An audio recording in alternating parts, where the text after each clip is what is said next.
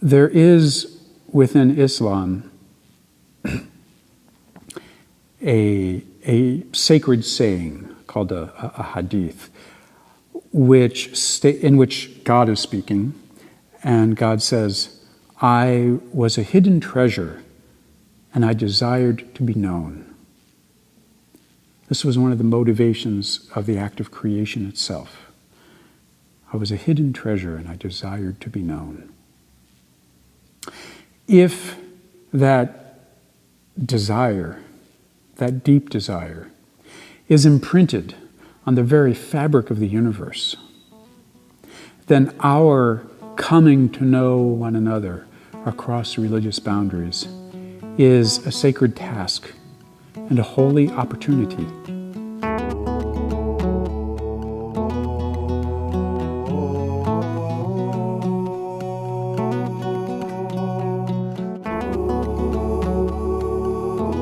We Quakers have a commitment, we call it a testimony, to truth-telling.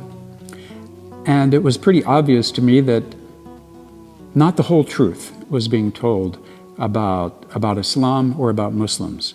In the media, we would hear about extremists who live far away and never hear about our Muslim neighbors who live here. And what do they think? So I traveled among Muslims who live from Boston to California, and I just had one question for them. Would you please choose a passage from your holy book and talk to me about it? And the result was a series of precious conversations, because what they brought to the conversation was their love for their faith, for God, and for the experience they had of encountering God's revelation through the Quran. One of my Muslim teachers told me, when I asked him, "What is it like to read the Quran?" And he said, "It's this experience of overwhelming divine compassion. You feel yourself swept up into this divine presence, where you feel so loved that nothing else matters.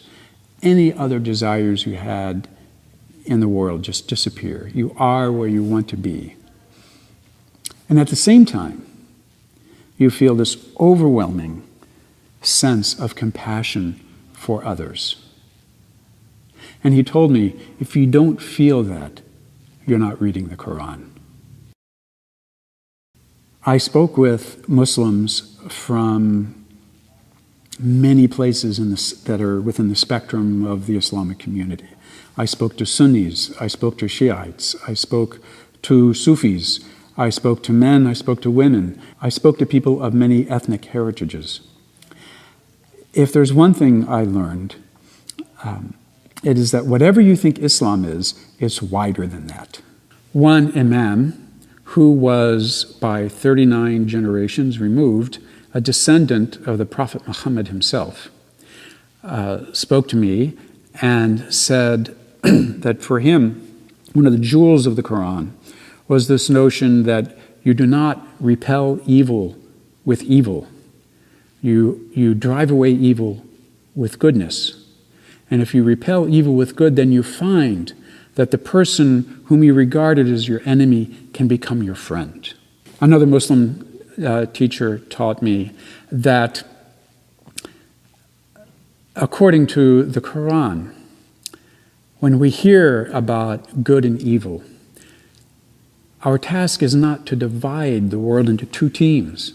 Here are the good guys, here are the bad guys. But rather, the inclination toward goodness and toward evil is found in every heart.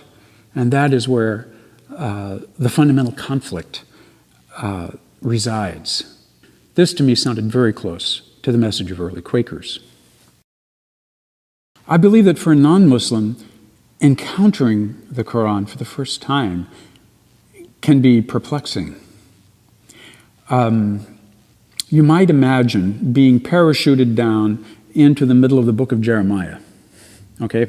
There you land. You don't know the territory. Here are these prophetic utterances, which is how Muslims see the Quran. And in Jeremiah, they don't always have names attached to them. They're not in chronological order. They're not thematically arranged. And I believe the Quran can read like that to a newcomer.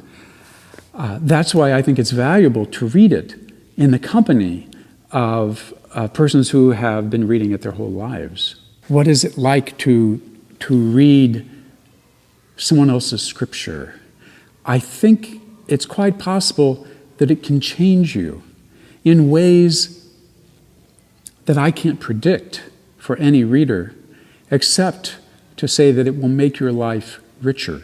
It will make your life better to know this, to encounter this. I am not a trained scholar of Islam. I did some preparation for this project, but mostly what I did was to go out and talk to my neighbors. And it changed my life. And so I would like to encourage anyone who's hearing these words to go out, cross religious boundaries, talk to their neighbors, because your life will be changed too. Thank you for watching this QuackerSpeak video. We release a new video every Thursday. We would like to thank Everence Financial for sponsoring this week's video. Everence helps people and organizations to live out their values and mission through faith-rooted financial services, and they've been doing this for nearly 75 years. From banking services to insurance, investments, charitable giving, financial planning, and stewardship education, Everence is ready to walk with you on your journey. So you can learn more at their website, everence.com, or you can look for the link below this video. Thanks again for watching, and have a great Thursday.